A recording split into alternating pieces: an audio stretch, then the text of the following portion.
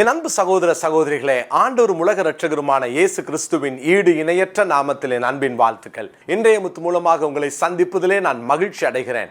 எனக்கு பிரியமான தேவனுடைய பிள்ளைகளே, சங்கீதங்களின் புஸ்தகம் 136 சங்கீதம் 13வது வசனத்தை நான் வாசிக்கிறேன். சிவந்த சமுத்திரத்தை இரண்டாக பிரித்தவரை துதியுங்கள், அவர் கிருபை என்றும் உள்ளது. சிவந்த சமுத்திரத்தின் வழியாக தான் இஸ்ரவேல் ஜனங்களை கர்த்தர் நடத்தினார். Red C is not a death C. அது ஒரு சிவந்த சமுத்திரம் தான், ஆனால் அது மரிக்கும் இடம் அல்ல, மரணத்தை கொடுக்கும் இடம் அல்ல. இஸ்ரவேல் ஜனங்களுக்கும் எகிப்தியருக்கும் தேவன் ஒரு பெரிய வித்தியாசத்தை ஏற்படுத்தினார். ஏன் இஸ்ரவேல் ஜனங்களை அந்த சிவந்த சமுத்திரத்தின் வழியாக நடத்த வேண்டும்? பல நேரங்களில் நம்மளும் கேள்வி கேட்கிறோம் இல்லையா? ஏன் ஆண்டவர் என்னை இந்த பாதையில நடத்தணும்? எதுக்காக கர்த்தர் என்னைய இப்படி ஒரு இக்கட்டான இடத்துல கொண்டு வந்து நிறுத்தணும் அப்படின்னு சொல்லி பல நேரங்களில் நம்ம குழம்புகிறோம் இல்லையா?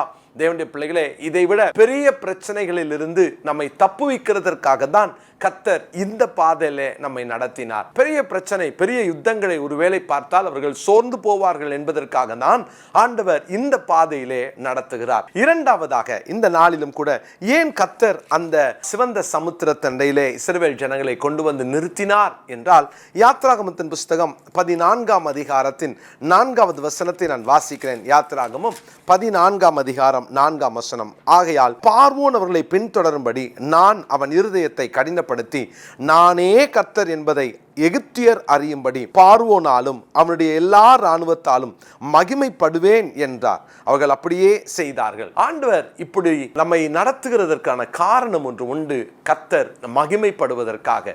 சில நேரம் நமக்கு தெரியாது ஏன் இப்படிப்பட்ட ஒரு இக்கட்ல கர்த்தர் கொண்டு வந்து நிறுத்தணும் அப்படின்னு. நம்ம பல நேரங்களிலே ஏன் ஆண்டவர் என்னை இந்த பாதையில நடத்தணும்னு சொல்லி புலம்புகிறோம். ஆனால் வேதம் சொல்லுகிறது அவர் மகிமைப்படுவதற்காக தான். நீங்க பாருங்களேன், 17வது வசனம் 18வது வசனம், எகிப்தியர் உங்களை பின்தொடர்ந்து வரும்படி நான் அவர்கள் இருதயத்தை கடினப்படுத்தி பார்வோனாலும் அவன் ரதங்கள் குதிரை வீரர் முதலாகிய அவனுடைய எல்லா இராணுவத்தாலும் மகிமைப்படுவேன். இப்படி நான் பார்வோனாலும் அவன் ரதங்களாலும் அவன் குதிரை வீரர்களாலும் மகிமைப்படும் போது நானே கர்த்தர் என்பதை எகிப்தியர் அறிவார்கள். இங்க வாசிக்கிறோம், ஆண்டவர் மகிமைப்படுவதற்காக தான். எல்லாவற்றிலும் கர்த்தருடைய நாமம் தான் மகிமைப்பட வேண்டும். அவர்தான் உயர்ந்திருக்க வேண்டும். அவர் யார் என்பதை அநேக நேரங்களில் நம்ம அறியாம இருக்கிறோம். அவர் ஏன் இதை செய்கிறார் என்பதை புரிந்து கொள்ளாமல் இருக்கிறோம். ஒருவேளை இன்னைக்கும் உங்க வாழ்க்கையில ஒரு இக்கட்டான இடத்துல வந்து நின்று இதுக்கு மேல நான் என்ன பண்ணுவேன்னு தெரியலையா, ஏன் கர்த்தரை நீங்க கொண்டாந்து நிறுத்தினார் என்று நீங்கள் அவரை கேள்வி கேட்கிறதற்கு பதிலாக இப்படி செய்யுங்கள், ஆண்டவரே இப்போ நீங்க மகிமைப்பட போறீங்க, அதுக்காக நன்றி என்று அவரை மகிமைப்படுத்துவதற்கு கற்றுக்கொள்ளுங்கள். எனக்கு அருமையான தேவனுடைய பிள்ளைகளே, 25ஆம் வசனத்தை நான் வாசிக்கிறேன். அவர்களுடைய ரதங்களிலிருந்து உருளைகள் கழலவும் அவர்கள் தங்கள் ரதங்களை வருத்தத்தோடு நடத்தவும் பண்ணினார். அப்பொழுது எகிப்தியர் இஸ்ரவேலை விட்டு ஓடி போவோம், கர்த்தர் அவர்களுக்கு துணை நின்று எகிப்தியருக்கு விரோதமாய் யுத்தம் பண்ணுகிறார் என்றார்கள்.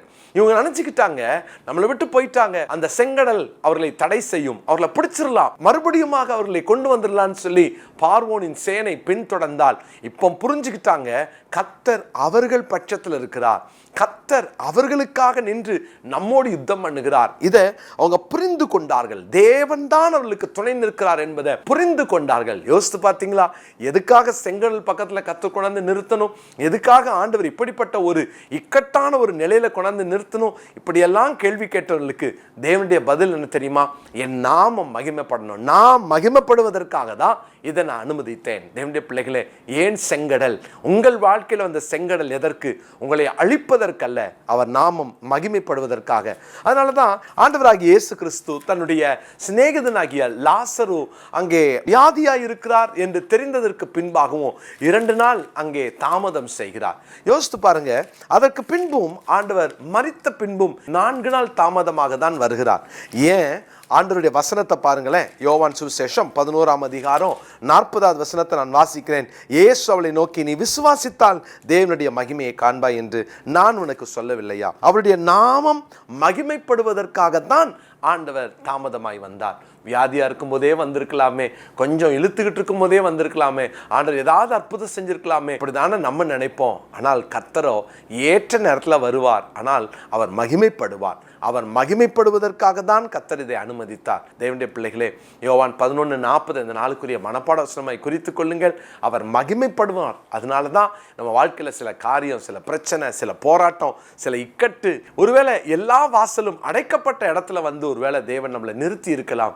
சோர்ந்து போகாதீங்க, அவர் மகிமைப்பட போகிறார். கர்த்தருடைய பிள்ளைகளே, சத்துருக்களுக்கு முன்பாக தான் கர்த்தர் மகிமைப்படுவார். வேதத்தில் வாசிக்கிறோம், சங்கீதங்களின் புஸ்தகம் 23ஆம் சங்கீதம் 5ஆம் வசனம். 23ஆம் சங்கீதம் 5வது வசனம். என் சத்துருக்களுக்கு முன்பாக நீர் எனக்கு ஒரு பந்தியை ஆயத்தப்படுத்தி என் தலையை எண்ணெயால் அபிஷேகம் பண்ணுகிறீர், என் பாத்திரம் நிரம்பி வழிகிறது. சத்துருக்களுக்கு முன்பாக தேவன் மகிமைப்படுவார். உங்கள் மூலம் அவர் மகிமைப்படுவார். ஜெபிக்கலாமா? நல்ல தகப்பனே, செங்கடல் ஏன்னு சொல்லி நாங்கள் நிறைய நேரம் கேள்வி கேட்டு சோர்ந்து போகிறது உண்டு. ஆனால் நீர் எதையுமே தவறாய் செய்கிறவர் அல்ல, தெரியாமல் செய்கிறவர் அல்ல. நீ செய்கிற எந்த காரியமும் உங்கள் நாம மகிமைக்காக தான். நாங்கள் உங்கள் நாம மகிமைப்படுவதற்காக எப்பொழுதும் உங்களுக்கு ஒத்துழைப்பு கொடுக்கணுமே தவிர உங்களை கேள்வி கேட்டு உங்களை நாங்கள் தூஷித்தரக்கூடாது. அன்றே உங்கள் நாமத்துக்கு இழுக்கு உண்டாக்குகிறபடி நாங்கள் வாழ்ந்துடக்கூடாது. எப்போதும் உங்கள் நாமத்தை மகிமைப்படுத்த நாங்களும் எங்களை விட்டு கொடுக்குறோம். உங்கள் நாம மாத்திரம் தொடர்ந்து மகிமைப்படுவதாக.